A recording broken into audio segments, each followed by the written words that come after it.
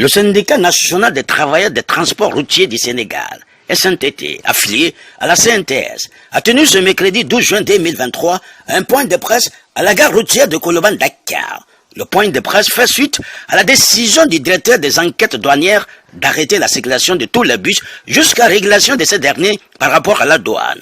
Face à cette situation malheureuse, le conseiller de Alassane Ndoye, secrétaire général des SNTT, affilié à la CNTS, rapporteur général du syndicat, Elhadji Abdou Karim Seck, est très catégorique là-dessus. L'objectif de la rencontre, c'est la réaction du SNTT suite à la note adressée aux directeurs régionaux de la douane par le directeur des opérations, M. Boubacar Mbaye. Le SNTT crie son ras-le-bol à cette décision qu'il considère injuste et partielle venant des directeurs des opérations douanières juste pour renflouer les caisses de l'État. Trop, c'est trop.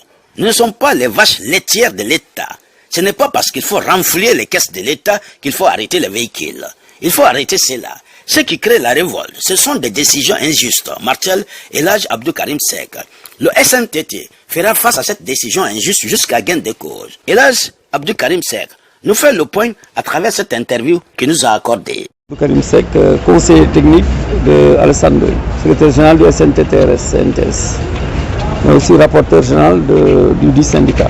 L'objet de la rencontre? L'objet de la rencontre est très simple. En fait, c'est essentiellement une réaction face à la note qui a été adressée aux directeurs régionaux de la douane par le directeur des opérations, M. Boubacar Mbaye, depuis le vendredi 7 juillet, et que dont nous avons pris connaissance hier lundi.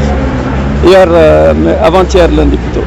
Donc nous avons réagi, nous avons décidé de réagir face à cette décision injuste, inique et vraiment partielle du directeur des opérations douanières, juste pour renflouer les caisses de l'État. Et nous le disons tout de suite, nous ne sommes pas toujours les vaches laitières. Nous ne comptons pas continuer à être les vaches laitières de l'État sénégalais. Il faut que ça cesse. On ne peut pas, à chaque fois qu'il y a besoin, chaque fois que les caisses de l'État doivent être renflouées, actionner donc la douane, actionner les impôts et juste réduire l'assiette douanière, l'assiette fiscale au secteur des transports routiers. Nous en avons ras-le-bol, on doit arrêter cela. Alors, de quoi s'agit-il? Dans cette note, M. Boubacar Mbaye demande à tous les directeurs régionaux d'arrêter tout véhicule dont le propriétaire ou le chauffeur serait détenteur d'une quittance de règlement suivant le modèle RS.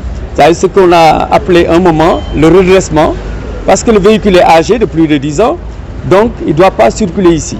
Mais ce véhicule a été importé, il est passé par la douane, il est passé par le service des mines pour l'immatriculation, il est passé par la douane encore pour payer ce redressement-là et détenir cette quittance.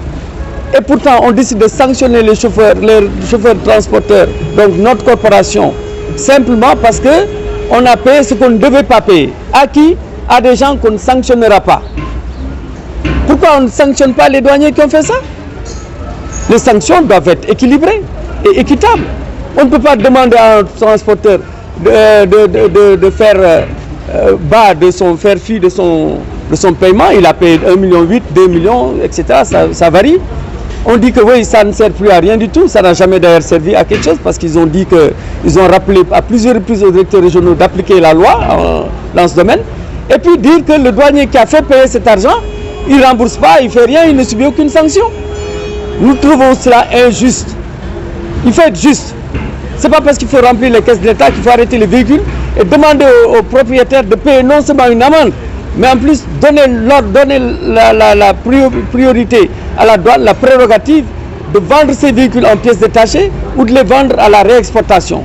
Alors que le propriétaire ne peut pas les vendre lui-même en pièces détachées, encore moins à la réexportation. Il n'y a que la douane qui peut le faire. Et en plus, le propriétaire paye l'amende. Non mais écoutez, dans quel pays nous sommes? Dans quel pays nous sommes? On se demande. Il faut de l'équité partout. Moi, je pense que ce qui crée la révolte, c'est justement des décisions aussi iniques, aussi injustes. Il faut arrêter cela. Il faut mettre fin à ces anomalies vraiment de notre âge. Alors donc, nous avons décidé de faire face. Nous n'accepterons pas que l'on arrête les véhicules qui sont détenteurs de ces quittances-là.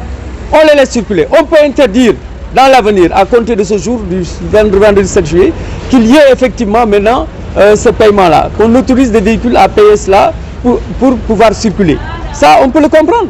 Mais on ne peut pas comprendre que les véhicules qui sont détenteurs de ce privilège soient actuellement arrêtés pour être vendus.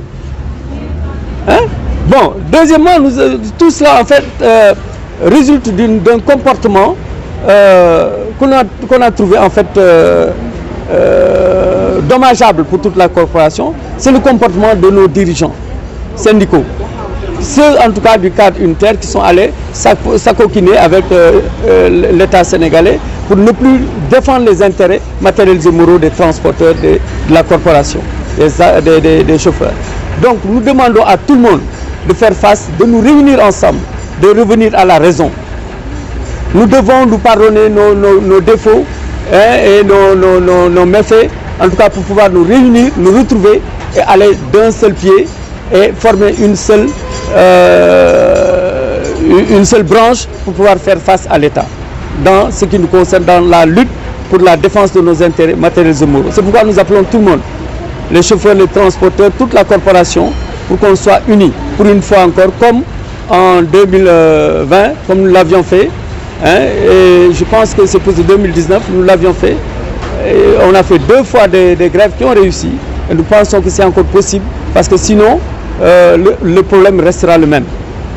Ensuite, d'ailleurs, c'est justement dans le cadre de cette unité que nous devons faire, que nous devons réaliser, pour faire face, que nous devons faire face donc à tous ces candidats potentiels à l'élection présidentielle, pour que ces gens-là sachent une fois ce que nous voulons. Et que ceux qui seront prêts, celui ou ceux qui seront prêts à nous aider, que la corporation aille vers ces gens-là ou vers ce candidat potentiel qui peut respecter nos attentes et nos désirs. On ne peut plus continuer à dépendre des candidats à la présidence ou en tout cas d'un président qui ne se soucie pas de nos problèmes, qui ne se soucie pas de nos attentes. Donc nous demandons à tout le monde d'être réunis et nous allons donner à tous les candidats potentiels ou en tout cas réels qui seront autorisés à participer à l'élection présidentielle la liste de nos revendications pour que nul n'en ignore. Voilà donc, c'est de ça que nous voulions vous entretenir aujourd'hui.